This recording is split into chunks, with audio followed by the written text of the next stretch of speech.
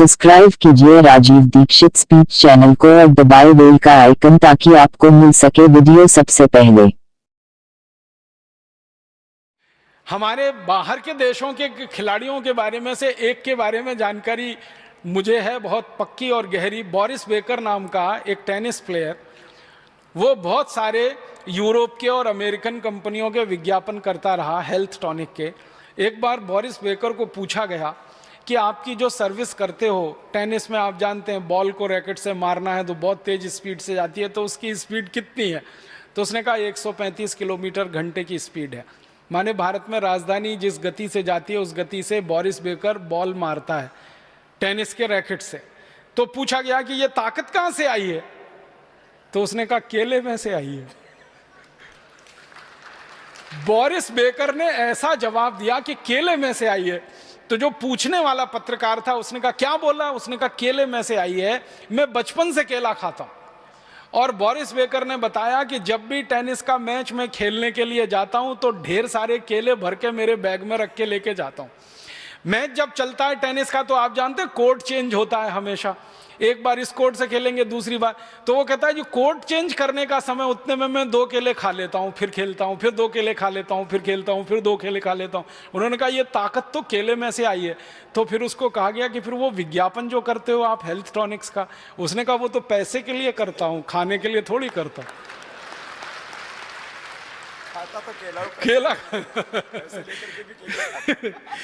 तो Boris Becker जैसा मजबूत टेनिस खिलाड़ी जिसकी स्पीड के बारे में सारी दुनिया के विशेषज्ञ कहते हैं कि उसके आगे की स्पीड अभी तक कोई दे नहीं पाया बॉल में, वो कहता है कि मैं केला खा के ताकत लाया हूं।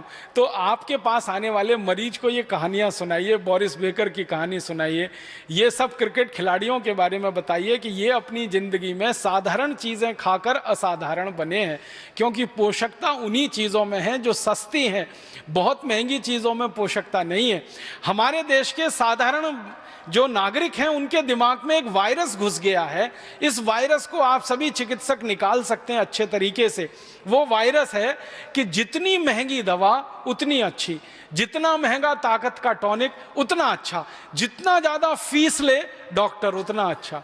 ये गलत एक वायरस घुस गया हमारे देश के नागरिकों के मन कि ज्यादा फीस ले रहा है तो अच्छा डॉक्टर है, खूब दवाएं लिख रहा है, एक छोटी बीमारी के लिए 15-16 दवाएं लिख रहा है तो बहुत अच्छा डॉक्टर है, फिर ऊपर से इंजेक्शन ठोक दे तो और अच्छा डॉक्टर है।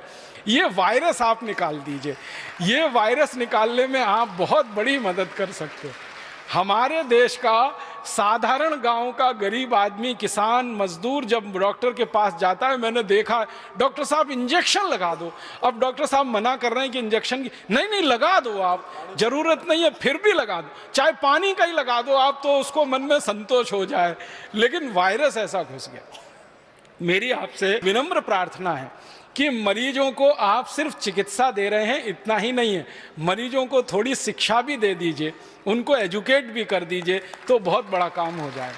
मुझे भारत में कई बार ऐसा लगता है कि भारत के मरीजों को चिकित्सा सेवाओं की जितनी ज़रूरत है उससे कई गुना ज़्यादा हमारे देश के मरीजों को, साधारण नागरिकों को शिक्षा की ज़रूरत है, हेल्थ एजुकेशन की ज़रूरत है। हेल्थ फैसिलिटीज़ तो काफ़ी कुछ हो गई हैं अब इस देश में, बहुत सारे चिकित्सालय हैं, बहुत सारे डॉक्टर हैं, बहुत सारी दवा की दुकानें हैं, लेकिन हेल्थ एजुकेशन के नाम पर इस देश में बड़ा शून्य है। हमारे देश की सरकार